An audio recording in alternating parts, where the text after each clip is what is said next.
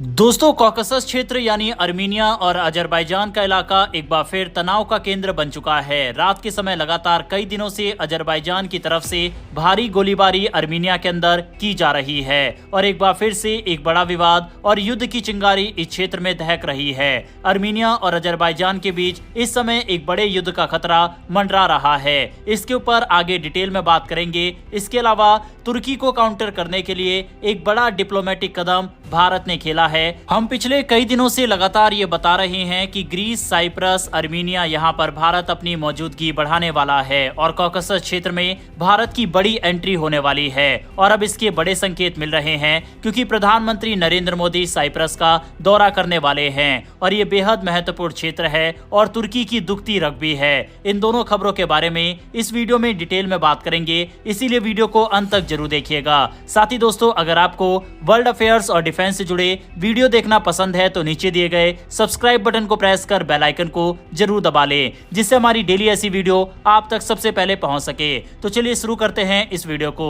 Azerbaijan और अर्मीनिया के बीच तकरीबन 1000 किलोमीटर की सीमा रेखा है जो पूरी तरह से सेना से घिरी हुई है और 1990 के दशक से बंद पड़ी है। पिछले 40 सालों में 2 बड़े युद्ध हो चुके हैं और 2020 में अजरबैजान ने नागोर्नो काराबाख पर अपना पूरा नियंत्रण वापस लिया था। इस ऑपरेशन के बाद वहां के लगभग 1 लाख एथनिक अर्मीनियाई लोग भागकर अर्मीनिया आ गए। अब हालात फिर से गर्म है। हालांकि मार्च 2024 में दोनों देशों ने एक शांति संधि का खाका तैयार किया था जिसे 2026 तक लागू करने की बात थी। इस संधि में सीमा निर्धारण और अर्मीनिया के संविधान में बदलाव की शर्तें हैं, लेकिन तब से अब तक सीमा पर संघर्ष बढ़ गया है। अजरबैजान अब छोटे छोटे हमलों और दबाव की रणनीति अपनाकर अर्मीनिया को झुकाना चाहता है। अजरबैजान के राष्ट्रपति इल्हाम अलीयेव ने तो साफ साफ कहा है कि अर्मीनिया फासिस्ट खतरा है जिसे खत्म करना जरूरी है। इस बीच अमेरिकी विदेश मंत्रालय ने भी चेतावनी दी है कि दोनों देशों के बीच एक बार फिर युद्ध का खतरा है। तनाव का केंद्र बना है अर्मीनिया का सबसे दक्षिणी प्रांत सियूनिक। यह इलाका अजरबैजान को उसके इंक्लेव नाखचिवान से जोड़ता है और यहीं से अर्मीनिया की ईरान से कनेक्टिविटी होती है। अब अजरबैजान चाहता है उसे इस इलाके से एक कॉरिडोर मिले जिससे वो नाखचिवान तक पहुंच सके। कहा गया है कि ये इलाका अर्मीनिया का ही रहेगा, लेकिन यहाँ येरेवन यानी राजधानी का नियंत्रण नाम मात्र होगा। कुछ अजरबैजान नेताओं ने यह भी कहा है कि ये इलाका ऐतिहासिक रूप से उनका है, हालांकि अभी तक कोई औपचारिक दावा नहीं किया गया है।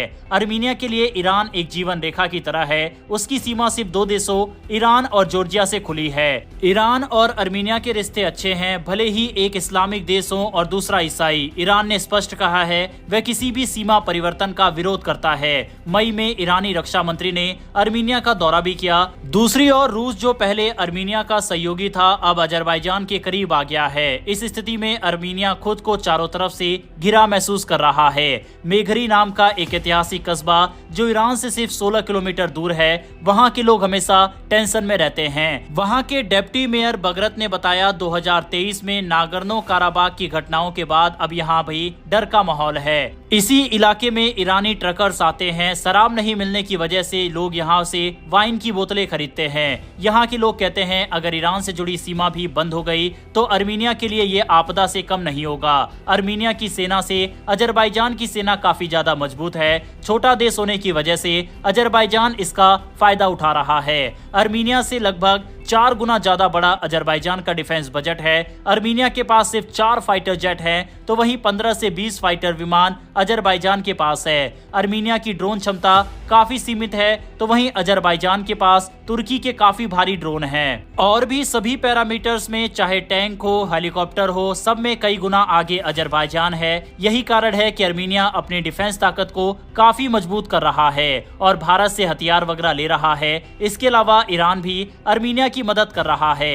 अर्मीनिया अब अपनी वायुसेना में सुखोई 30 फाइटर विमान को शामिल कर सकता है, जो कि वह भारत से ले सकता है, लेकिन उसे अब कई बड़े स्टेप तेजी से लेने की जरूरत है क्योंकि अजरबैजान का खतरा इस समय उसके सिर पर मंडरा रहा है। दूसरी तरफ भारत भी अब इस रीजन में अपनी मौजूदगी को बढ़ा रहा है। बात करेंगे भारतीय प्रधानमंत्री नरेंद्र मोदी के साइप्रस यात्रा के बारे में। एक ऐसी यात्रा जो न सिर्फ यूरोप बल्कि पश्चिमी एशिया और पूरे भूमध्य सागर क्षेत्र की राजनीति में गूंज छोड़ गई है। साइप्रस भूमध्य सागर में स्थित एक खूबसूरत द्वीप देश है, लेकिन पिछले 50 सालों से एक कड़वे बंटवारे से जूझ रहा है। दक्षिणी हिस्सा, जिसे रिपब्लिक ऑफ साइप्रस कहा जाता है, वहां ग्रीक मूल के साइप्रस लोग रहते हैं। उत्तरी भाग, जहां तुर्की की सेना की मौजूदगी है, वहां तुर्की मूल के साइप्रस लोग रहते हैं। इस हिस्से को 1983 में नॉर्थ साइप्रस नाम से अलग घोषित कर दिया गया, लेकिन आज तक इसे सिर्फ तुर्की ही एक देश के रूप में मानता है। संयुक्त राष्ट्र और बाकी दुनिया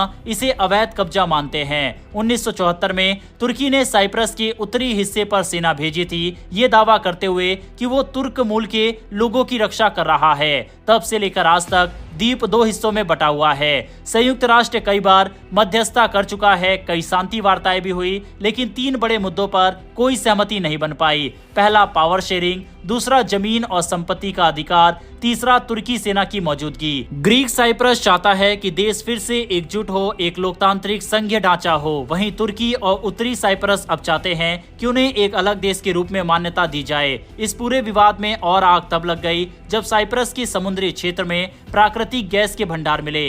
रिपब्लिक ऑफ साइप्रस ने दुनिया की बड़ी कंपनियों और देशों के साथ गैस की खुदाई के लिए समझौते किए, लेकिन तुर्की ने कहा है इसमें उत्तरी साइप्रस के लोगों का भी अधिकार है। इसके बाद तुर्की ने अपनी नौसेना भेज दी और खुद ही समुद्र में ड्रिलिंग शुरू कर दी। इससे समुद्री टकराव की नौबत आ गई, यानी जो विवाद पहले सिर्फ जमीन तक सीमित था, अब वो समुद्र में भी उतर चुका है। प्रधानमंत्री नरेंद्र मोदी की साइप्रस यात्रा सिर्फ एक औपचारिक मुलाकात नहीं है, इसके 3 बड़े संदेश हैं। पहला, तुर्की को जवाब, एक कूटनीतिक चाल। तुर्की पाकिस्तान का खुला समर्थन करता है, खासकर कश्मीर मुद्दे पर। पिछले कुछ वर्षों में तुर्की ने संयुक्त राष्ट्र में भारत के खिलाफ बयान दिए। ऐसे में मोदी जी का साइप्रस जाना और साइप्रस की संप्रभुता और एकता का समर्थन करना तुर्की के लिए एक सीधा लेकिन शांत संदेश है। अगर आप कश्मीर पर बोलते हैं तो हम भी साइप्रस पर अपना स्टैंड साफ करेंगे।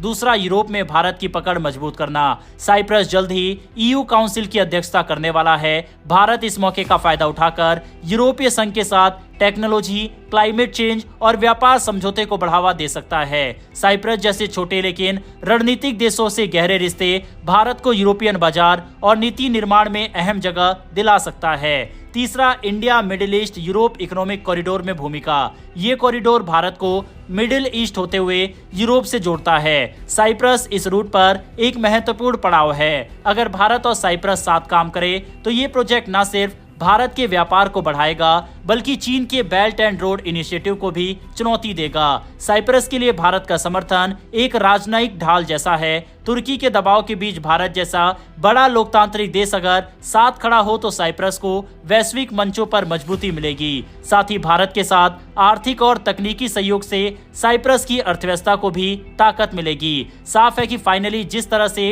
तुर्की लगातार भारत के खिलाफ कश्मीर कार्ड खेलता आया है, अब भारत भी साइप्रस कार्ड तुर्की के खिलाफ खेलने की तैयारी कर चुका है और ये दौरा तुर्की के लिए एक बहुत बड़ा झटका होगा।